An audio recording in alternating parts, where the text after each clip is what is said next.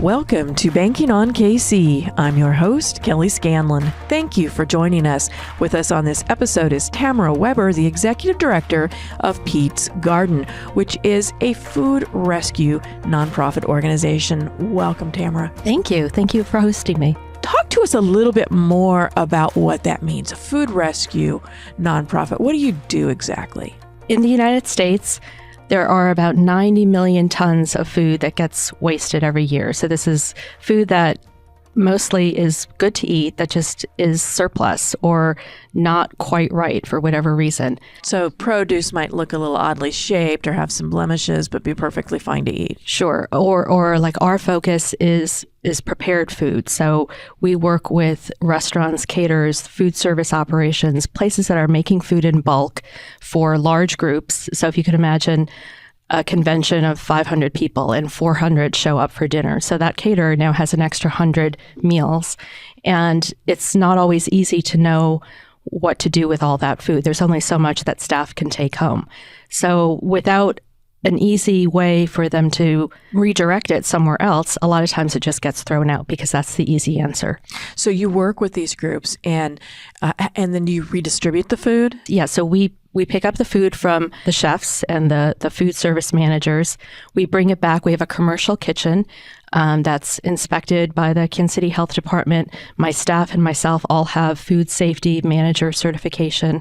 And we have volunteers that portion and package all of that surplus food into family-sized portions and take-home containers. And then all of that food, it's all restaurant quality, ready-to-heat food. We distribute that as take-home meals to families that are served by like Head Start programs, after-school programs. Any nonprofit that serves families with children is a potential distribution agency for us. You're the founder of this. So what gave you the idea to do it? And did you have nonprofit organization experience prior to this? No, I don't have any nonprofit or food experience. Most of my experience here in Kansas City has been working with Hallmark. And a lot of my experience at Hallmark was in the new business development world or new product development. How I started was that my daughter was in 8th grade at the time, and she was in a club at school. About 5 years ago, if I remember. 5 years ago, yeah. So we just celebrated our 5-year anniversary. So my daughter was in a club at school, and she was learning about food waste. And we watched this documentary, Wasted, produced by Anthony Bourdain. And that was my first exposure to what a big issue it is environmentally as well as socially. I mean, if there's good food, not junk food, this is good, healthy, wholesome food that is getting wasted. My reaction to that was, we need to be able to redirect that food to feed people. So my daughter and I were looking for organizations in Kansas City where we can get involved to volunteer. And again, with the new business background, I started looking at kind of the market for surplus food in Kansas City and realized that the prepared food in particular, there wasn't really an outlet for it. So chefs and caterers didn't always know what to do with the food, or if they knew where they could donate it, they didn't always have the time to take it somewhere to be donated. So that was the food that was getting wasted. And as a working mom, my husband was traveling a lot for work. I had 2 young kids at home. The inspiration really for Pete's Garden was my dad, Pete, who had a big garden, grew all of our own vegetables, and even he had some apple trees and fruit trees. So we grew up where we didn't waste food, especially the food that he grew, and we had dinner together as a family every night. So growing up, that was kind of what was normal for me. And I wanted to have that same kind of experience with my own kids. So my concept was, if there's all this prepared food out there, why can't we portion and package it up and get it to working moms, who don't necessarily have the means to go and order takeout or get something from the salad bar at Whole Foods or like nice food. So that's what Pete's Garden does. We take great quality food that's fresh, prepared, wholesome food and get it out to families with kids. They can have a nice quality meal to share as a family at home. And you work a lot through existing nonprofits to help them with their missions too. We don't distribute anything directly to families. We work through other organizations that are already serving these families, either education needs or with some housing organizations. So my one meal a week or 2 meals a week that I can get to a family isn't going to solve all of their problems. So I like to work with organizations that are already offering these families a lot of different services. So the meal is just one additional service for the family and makes maybe 1 or 2 nights a week a little bit easier for usually it's a working mom working a low-wage job and just doesn't necessarily have the time or the money or the means to have a nice meal on the table every night. Mm-hmm. Yeah, and we all know that food is a connector, and it's also very comforting. So you're bringing that aspect of it to the table as well. You know, it's amazing what you're doing because sometimes you hear about, a restaurant can't save that food, especially once it's been served, and so that's what's contributing to food waste because it's illegal to, or it's against the city's code for you to be able to, you might lose your license. So can you speak to that? How does that affect what you do? Yeah, there is actually a law, Bill Emerson, or the Good Samaritan Act, that's been on the books since 1996. Bill Emerson was actually a representative from southeastern Missouri, and he worked to pass a law that eliminates the liability from any food donor who donates food in good faith, so meaning as far as they know that food is healthy and wholesome to eat. If they donated that food to a nonprofit, they have they're free from any liability.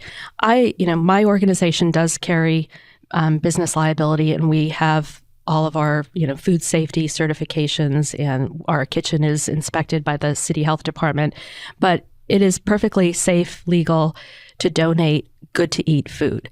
I think a lot of restaurants and caterers maybe aren't aware of that. Or I think the bigger problem really is that there just hasn't always been an option that is safe and convenient for them to donate.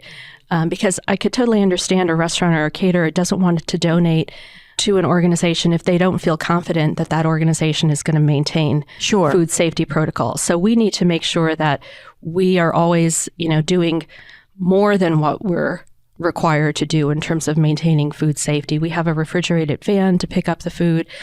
We work, as I said, in a commercial kitchen. We have on-site refrigeration, but it is perfectly legal and safe. And in fact, the Missouri Health Department is really supportive of what we do because they recognize that there does need to be an outlet for this good-to-eat food. And it needs to be a safe and convenient outlet that chefs and caterers will actually use. So they're supportive of what we do because they don't want food to go to waste either. Right. And speaking of that, how much food does go to waste on, I don't know, pick an interval, a weekly basis, a daily basis? So in the United States, I always I like this figure because it makes it a little bit more realistic for me. But in the United States, the amount of food that gets wasted is the equivalent of about 500 pounds for every man, woman, and child annually. So it's a lot of food.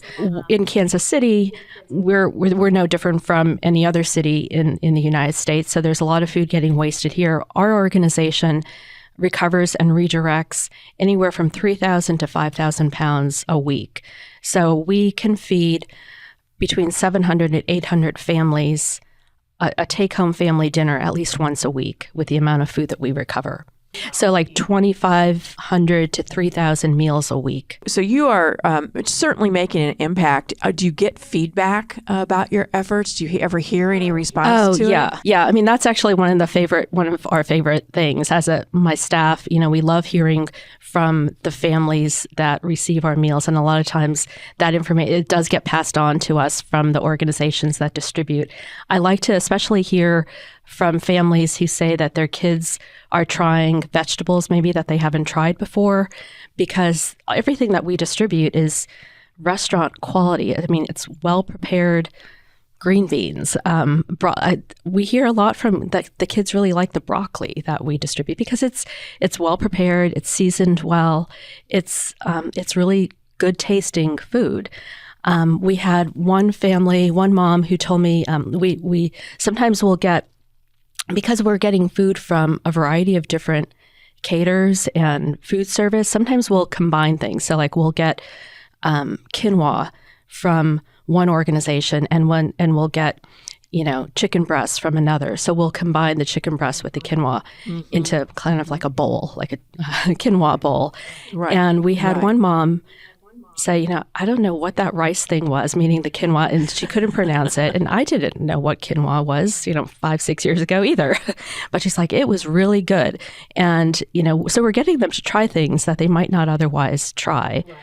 And, and maybe the kids who like our green beans start asking for green beans. And now if the mom knows that the child will eat it, then they'll buy it. Because, if you have a limited amount of money to spend each week on groceries, you're not going to spend it on something if you don't think your kid's going to eat it. Exactly. Yeah. No, that's a great point. So if we could get them to try broccoli or green beans, and now the mom knows that their child will eat it, then maybe she'll buy broccoli and green beans because it's not going to get wasted. You mentioned a little bit earlier that there's an environmental impact as well with food waste. So how are you helping to counter that? Yeah, I think the stats are something like food waste accounts for something like 10% of all of the greenhouse gas emissions. So it's a big component of greenhouse gas emissions. And it's a pretty fixable component too. It's one thing to try to convert, if you're driving a gas-powered vehicle, to convert that to electric. But if you just don't put food in the landfill, that's a little bit of an easier solve. So anything that we keep from going into a landfill is less greenhouse gases, less climate change impact. And I don't know that every pound that we distribute would have gotten wasted, but we're making sure that that the majority of the food that would have otherwise gotten wasted is instead getting redirected to families who can use it. Exactly. You have a culinary school too. Tell us about that. I started piloting our food recovery program in the fall of 2019, so we're just 5 years old. In January, I incorporated and applied for our 501c3, and we got our 501c3 approval the same week that Kansas City went into lockdown. So all of the organizations that had signed on and were excited to start donating food literally shut down overnight. But I had made commitments. Specifically with Operation Breakthrough, my initial food distribution partner was and still remains Operation Breakthrough. Fortunately, we're able to get food to a lot of other organizations as well. But initially, I was working with Operation Breakthrough, getting food for their families, and COVID happened, and all of that incoming food literally stopped overnight, but I still was looking for ways to get food for these families. So we participated in some of the initiatives that the restaurant industry was doing in Kansas City, where restaurants were cooking for the community. We helped with some of that. And then we started another program. One of my board members had the idea of going to the Shawnee Mission School District. They have a culinary arts program called Broadmoor Bistro. It's actually a restaurant there on the school campus, and asked the program if the students would prepare meals for the families that we serve if I provided all of the ingredients and the supplies. And, it was COVID, so they were looking for different things for the kids to get involved in. So they said, sure, they would pilot it. And I was able to fortunately get funding from the Mahomes Foundation. So Patrick and Brittany Mahomes funded the initial launch. I call the program Kids Feeding Kids to differentiate it from our food recovery. And that, the first event, was a success. I had some additional schools inquire and come on board, and also do what we called a meal event. So those first couple of meal events, the kids were preparing up to 1,000 servings of a meal. So like That's Shawnee, a lot for kids to be fixing. Yeah. The students at Broadmoor Bistro, the first event was they prepared 250 chicken pot pies, homemade chicken pot pies. Hy-Vee donated bagged salad. So each family got to take home a pot pie and a bagged salad. So enough for 4 people. So 1,000 meals. And the other schools, not everyone did chicken pot pies. Some people did pasta and meatballs and whatever they were able to prepare. So that program really kind of took on a life of its own.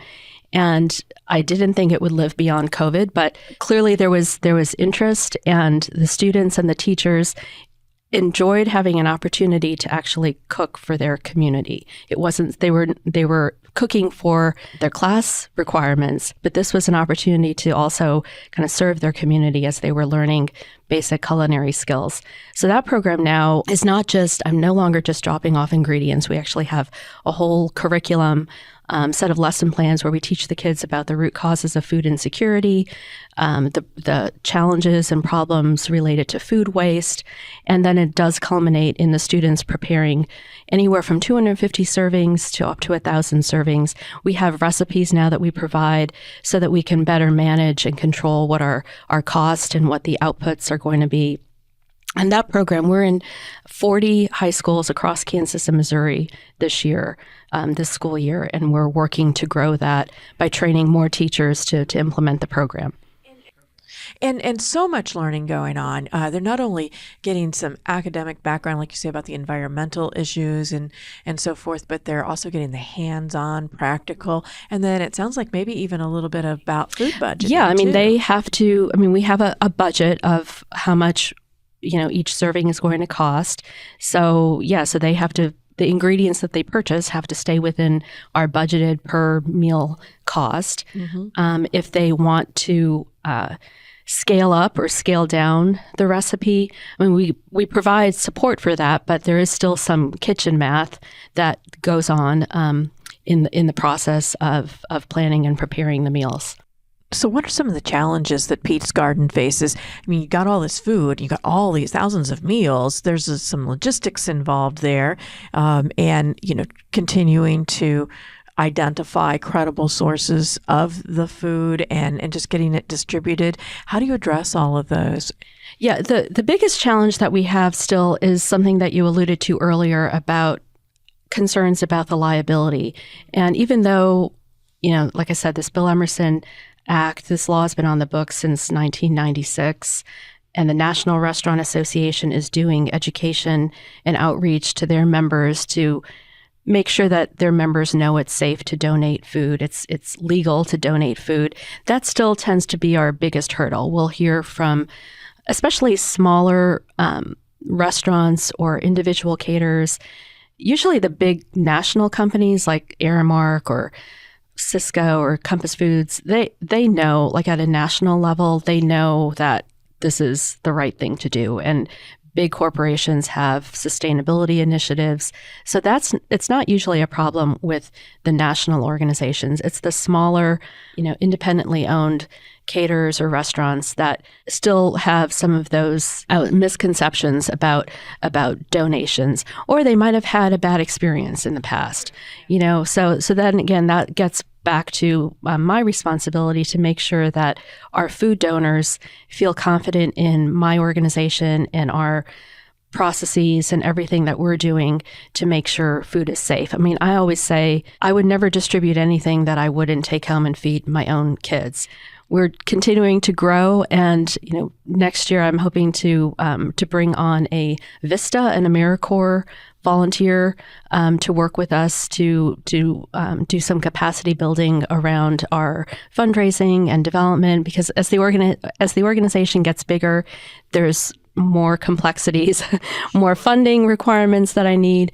But we're managing our growth so that we can keep our cost per meal. So I always look at everything on a cost per meal basis. It does not ever cost us more than $2.50 per meal to distribute. And that's a restaurant quality, made from scratch meal. I feel really good about that as an indicator of the value that we're providing to the community. So I can tell my funders, this is our cost. This is our operating cost to get meals out to the community that otherwise might get wasted. Right. When you talk about growth, are you talking about being able to feed more people? Because obviously there continues to be a need, and it's actually growing in spite of the efforts of organizations like Pete's Garden. So is it in terms of more meals? Is it in terms of wraparound kinds of services and programs like the Kids Feeding Kids program? What does that growth look like to you? To me, our growth in Kansas City, I want to get to a point where no good prepared food is ever getting thrown out in Kansas City. So, If it's not getting redirected to Pete's Garden, it's getting redirected to another organization that can get it to feed people. So we still have a ways to go to get there. We just received a federal grant to support the growth of our food recovery efforts. And as part of that grant, I believe that we have the opportunity to double the amount of food that we're taking in and therefore double the amount of meals that we're getting out. Beyond that, there's an opportunity for Pete's Garden and for myself to work with other cities and other communities who don't have a similar kind of food recovery program in place to set up something like Pete's Garden. And in fact, this federal grant that we just got, part of it is to continue to scale up and demonstrate the success of what we're doing. But a bigger part of it is to do outreach to other communities and other cities to show them what's possible. To replicate what you're doing. So that you don't have to be the one doing it, but you teach, like train the trainer sort of thing. Okay. You mentioned volunteers. How can people get involved with Pete's Garden if this is something that appeals to them? What are some of the opportunities for getting involved? Well, the meals don't pack themselves, so we always need volunteers to pack our meals. So we operate out of Grace and Holy Trinity Cathedral, their campus at 13th and Broadway. We have our own kitchen right there on campus. So we have, if you go to our website, petesgarden.org, we have a sign up where you can see our slots and what's available. So we always need volunteers to help us pack the meals. We are starting to get volunteers now to help us deliver the meals to some of the organizations that we serve. So most of the organizations that take our meals are within a 5 to 10 minute drive of our kitchen. So we're looking for volunteers that can help us with some of that so that my van and my driver can be more focused on picking food up.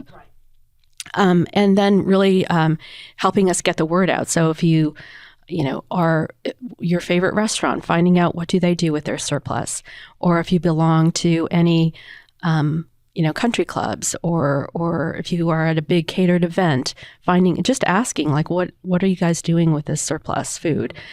Because if they're not doing anything with it, or if they don't know, then just pass it along that they can donate to Pete's Garden. Because I think no chef or food service manager wants to throw out good food. I mean, that's not usually their goal, throwing food out. But if they don't know what to do with it, and it's 10 o'clock at night and they have 10 extra pounds of chicken breasts, and it's easier to sometimes just pitch it. But if they know what the options are, and that, we can make it easy for them to donate, which is really what they want to do anyway, then, everyone wins. The chefs and the food service managers know that their food's going to feed people, and moms and dads in Kansas City get to take home a nice meal for their kids. Tamara, thank you so much for everything that you have been doing, you and your team and your volunteers as well, for such an important need here in Kansas City.